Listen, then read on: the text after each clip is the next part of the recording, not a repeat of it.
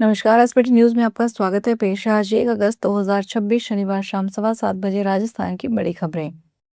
प्रधानमंत्री नरेंद्र मोदी कल 2 अगस्त को नशा मुक्त युवा फॉर विकसित भारत संकल्प अभियान के अंतर्गत देश भर के युवाओं को वर्चुअल माध्यम से संबोधित करेंगे। युवा कार्यक्रम एवं खेल मंत्रालय के अंतर्गत माय भारत की ये राष्ट्रव्यापी पहल युवाओं को नशा एवं मादक पदार्थों के दुरुपयोग के विरुद्ध संगठित करने तथा स्वस्थ, जिम्मेदार और नशा मुक्त जीवन शैली अपनाने के लिए प्रेरित करने के उद्देश्य से आयोजित की जा रही है। यह कार्यक्रम नशा मुक्त युवा फॉर विकसित भारत अभियान का हिस्सा है। इसका उद्देश्य है जन जागरूकता, सामुदायिक सहभागिता, खेल, संस्कृति तथा सकारात्मक सामाजिक गतिविधियों के माध्यम से युवाओं के नेतृत्व में नशे के विरुद्ध जन आंदोलन को सशक्त बनाना है। राजस्थान के सरकारी माध्यमिक एवं उच्च माध्यमिक विद्यालयों में शिक्षा की गुणवत्ता, भौतिक सुविधाओं तथा विद्यालय संचालन को बेहतर बनाने के लिए हर माह स्टाफ की बैठक अनिवार्य कर दी गई है। माध्यमिक शिक्षा निदेशक की ओर से जारी आदेश के अनुसार संस्था प्रधान और स्टाफ के बीच निरंतर संवाद और बेहतर तालमेल सुनिश्चित करने के लिए यह निर्णय लिया गया। शिक्षा विभाग के आदेशानुसार प्रत्येक माह के अंतिम कार्य दिवस को अनिवार्य रूप से बैठक होगी। बैठक के लिए समय निकालने के लिए प्रत्येक शिक्षण कालांश में से 5-5 मिनट की कटौती होगी। जयपुर के गोवर्धनपुर इलाके में पेयजल में सीवर का गंदा पानी मिलने का मामला अब सियासी रंग पकड़ता जा रहा है।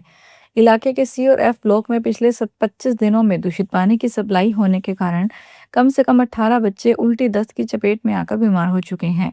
इस मामले को लेकर राष्ट्रीय लोकतांत्रिक पार्टी के प्रमुख हनुमान बेनीवाल ने सोशल मीडिया पर पोस्ट करते हुए इस पूरे मामले को प्रदेश सरकार की शर्मनाक लापरवाही बताया। उन्होंने लिखा कि 25 दिनों तक लोगों को दूषित पानी मिलना और 18 बच्चों का बीमार होना बहुत गंभीर मामला है। भारतीय रिजर्व बैंक ने शनिवार को कहा कि विदेशी मुद्रा प्रवाह को बढ़ावा देने के लिए शुरू की गई उसकी रिफायती स्वैप सुविधा ने 31 जुलाई तक 40 अरब अमेरिकी डॉलर आकर्षित किए। केंद्रीय बैंक ने एक बयान में कहा कि इस स्वैप सुविधा के लिए मजबूत दिलचस्पी देखी गई और 8 जून 2026 से लगातार विदेशी मुद्रा का प्रवाह हुआ है। विदेशी मुद्रा अनिवासी यानी एनसीएनआर जमा के माध्यम से उल्लेखनीय धन जुटाया गया। कुल प्रवाह में एफसीएनआर जमा का हिस्सा 36,725 अरब डॉलर रहा। डी के ब्रिजनगर के मुख्य बाजार में शनिवार को 2 आवारा सांडों की भिड़ंत हो गई। इससे इस बाजार में अफरा तफरी मच गई और राहगीरों व वाहनों की लंबी कतारें लग गई। लोगों ने अपनी जान बचाने के लिए सुरक्षित स्थानों की ओर भागना शुरू कर दिया। सांडों की इस लड़ाई के दौरान सड़क किनारे खड़ी कई मोटरसाइकिलें क्षतिग्रस्त हो गई। इस घटना से व्यापारियों और स्थानीय निवासियों में काफी रोष दिखा गया। स्थानीय नागरिकों का आरोप है कि ब्रिजनगर में आवारा सांडों की समस्या लंबे समय से बनी हुई है। चूरू रेलवे स्टेशन पर दिल्ली जा रहे एक युवक का बैग चोरी हो गया। इस घटना के बाद प्लेटफॉर्म पर हड़कंप मच गया। पीड़ित ने तुरंत एक संदिग्ध को पकड़कर जीआरपी पुलिस के हवाले कर दिया। फतेहपुर निवासी पीड़ित किशोर शर्मा की रिपोर्ट पर जीआरपी थाना पुलिस ने मामला दर्ज करके अज्ञात चोरों की तलाश शुरू कर दी। किशोर शर्मा ने बताया कि वह फतेहपुर से चूरू आया था और यहां से दिल्ली सराय रोहिला एक्सप्रेस ट्रेन से दिल्ली जा रहा था। वह प्लेटफॉर्म संख्या 1 पर ट्रेन का इंतजार कर रहा था, तभी उसके पास में बैग रखा हुआ था जो चोरी हो गया। कर्नाटक के तुमकुरू में एक ज्वेलरी शोरूम में चोरी का अजीबोगरीब मामला सामने आया है। यहाँ शोरूम से गहने गायब हो रहे थे, लेकिन चोरी का कोई निशान नहीं था। न ही कोई संदिग्ध कर्मचारी या ग्राहक दिखाई दे रहा था और न ही कोई अलार्म बजा था। इसके बाद जब शोरूम कर्मचारियों ने रात को फुटेज देखी तो पता चला कि यह कारनामा किसी शातिर चोर का नहीं बल्कि एक चूहे का था। चूहे के निशान का पीछा करते हुए कर्मचारियों ने शोरूम के फर्नीचर में बने एक संकरे छेद में एक बिल का पता लगाया, जहां पर चूहा गहनों को ले जाकर रख रहा था। कॉमनवेल्थ गेम्स 2026 में राजस्थान के कोटा की बेटी अरुंधति चौधरी ने इतिहास रचते हुए बॉक्सिंग के 70 किलोग्राम भार वर्ग के फाइनल में जगह बना ली है। उनका फाइनल मुकाबला आज रात इंग्लैंड के खिलाड़ी के खिलाफ खेला जाएगा। स्कॉटलैंड के ग्लासगो में आयोजित प्रतियोगिता के सेमीफाइनल मुकाबले में अरुंधति ने वेल्स के अनुभवी बॉक्सर और कॉमनवेल्थ गेम्स 2022 की गोल्ड मेडलिस्ट रोसी एकेल्स को हराकर भारत के लिए सिल्वर मेडल पक्का कर लिया है। इस शानदार जीत के साथ अब अरुंधति की नजरें गोल्ड मेडल पर टिक गई है। राजस्थान में छात्र संघ चुनाव बहाली को लेकर शुरू हुआ आंदोलन अब तेज होता जा रहा है। पिछले 10 दिनों से छात्र नेता शुभम रिवाड़ का आमरण अनशन अब भी जारी है। जयपुर के सवाई मानसिंह हॉस्पिटल में भर्ती शुभम की शनिवार को तबीयत अचानक ज्यादा बिगड़ गई। इसके बाद डॉक्टरों की विशेषज्ञ टीम की निगरानी में उनका इलाज किया जा रहा है। हॉस्पिटल प्रशासन लगातार उनकी सेहत पर नजर बनाए हुए है। छात्र संघ चुनाव बहाली की मांग को लेकर प्रदेश भर में छात्रों के बीच बढ़ते असंतोष के बीच शुभम का अनशन आंदोलन का प्रमुख केंद्र बन गया है। सीकर में एक युवक अपनी पत्नी और बच्चों को ससुराल से बुलाने की मांग पर पानी की टंकी पर चढ़ गया और करीब 2.5 घंटे तक वहीं बैठा रहा। पुलिस और प्रशासन ने काफी समझाइश के बाद युवक को नीचे उतारा। दरअसल सदर थाना क्षेत्र के मुंदवाड़ा गांव का मामला है। सदर थाना अधिकारी पवन चौबे के अनुसार संजय मीना नाम का युवक सुबह करीब 8 बजे पानी की टंकी पर चढ़ गया और अपनी पत्नी और बच्चों को ससुराल से वापस बुलाने की जिद करने लगा। राजस्थान विधानसभा अध्यक्ष वासुदेव देवनानी आज शनिवार को Jaipur exhibition and convention centre Sitapura में आयोजित federation of all India caterers के छठे राष्ट्रीय सम्मेलन को संबोधित किया।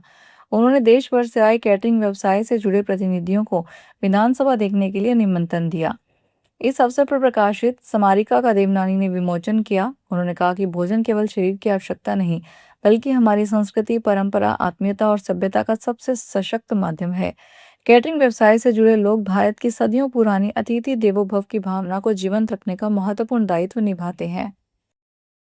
राजस्थान विधानसभा का मानसून सत्र 20 अगस्त से शुरू होगा। राजस्थान विधानसभा के 20 अगस्त से शुरू होने वाले 16वें विधानसभा के छठे सत्र में यूसीसी बिल, केजीडी संरक्षण बिल, कमर्शियल टैक्सेशन संबंधी संशोधन और सीआरपीसी आदि से जुड़े बिल लाए जाने की संभावना है।